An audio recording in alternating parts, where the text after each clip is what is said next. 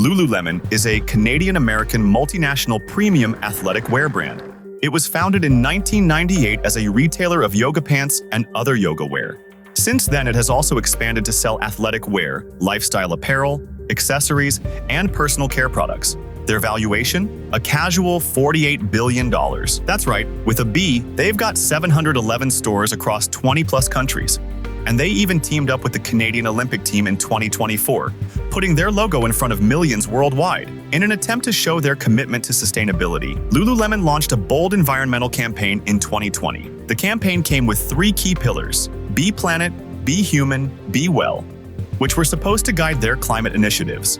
It was basically an ambition to focus on climate and Earth, like reducing greenhouse gas emissions, reusing water, reducing waste, and reusing packaging. Some of the ambitions for 2025 were to use at least 75% sustainable materials in products, cut single-use plastic packaging by half, and reduce freshwater use by 20%. They also promised to make 100% of products sustainable by 2030. But the question is it just to convince their customers, or do they really care about the climate? Stand.earth, a non-profit environmental advocacy organization, has filed a complaint with Canada's Competition Bureau against Lululemon, pointing out brands' deceptive advertising and greenwashing tactics. But this isn't the first time Lululemon has found itself under scrutiny. Back in 2022, hundreds of yoga teachers called out the company's reliance on coal-powered factories. Despite Lululemon's claims of environmental responsibility, these factories were almost entirely dependent on coal and other fossil fuels. Instead of reducing emissions, Lululemon's carbon footprint increased by a shocking 60% in just 1 year. So why does this matter to you as consumer? Because Lululemon's actions reflect a deeper problem rooted in the entire fashion industry.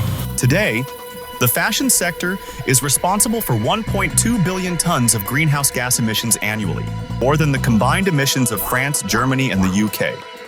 Greenwashing doesn't just undermine progress, it betrays consumer trust. When brands sell false promises, they shift the burden of environmental responsibility onto consumers. Feel-good slogans like, "Buy this eco-friendly yoga mat and you're saving the planet," don't offset the damage caused by unchecked production and emissions.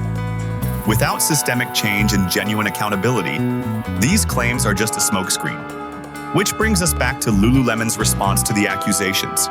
The brand stood firm, stating, "We are confident in this campaign, and there will be no infringement at the end of this investigation," and even pointed out their $10 million donation. But here's the problem. Big donations and lofty statements mean little without transparency and measurable progress to back them up. This isn't just a Lululemon issue. Giants like H&M, ZARA, and Uniqlo have also faced accusations of greenwashing, highlighting a systemic problem in the fashion industry. And as consumers, we're left with more questions than answers. What kind of impact are these products leaving behind? Who is making them? And under what conditions? And most importantly, can we even trust these claims? What can we do as consumers? Our responsibility is to avoid using brands that are greenwashed and avoid using products that are made of plastic. We should adopt more and more sustainable clothing like cotton, linen, organic wool, and others. However, it's hard for consumers to determine whether a brand they use is helping the environment. This is where EcoCreds come into play. At EcoCreds, we help brands like Lululemon track every piece of waste, from collection to recycling and reuse. And you as a consumer can track every detail of the waste with no infringement on the blockchain. Follow us on X to learn more.